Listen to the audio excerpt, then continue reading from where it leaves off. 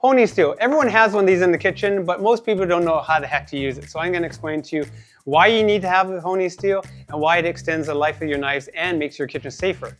So essentially, when you get a knife brand new from the factory, this is what the edge looks like, right? You've got a nice 2-bevel edge at the tip. As you start to cut and chop with it, one edge starts to blunt over. It means it basically starts to roll over like this.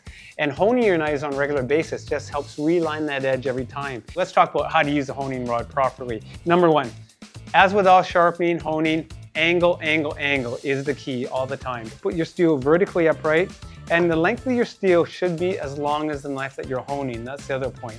You're not going to hone a 10-inch blade using an 8-inch steel because you want to utilize the full length of the honing rod as you're honing your knife.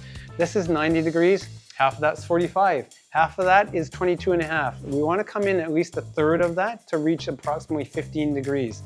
And we want to hone right from the heel of the knife, finishing it up at the tip of the knife. Starting at the top of the honing rod, we're going to hold that angle and pull down with moderate pressure, just like you're taking a slice of something on one side. Then we want to repeat the same on the other side.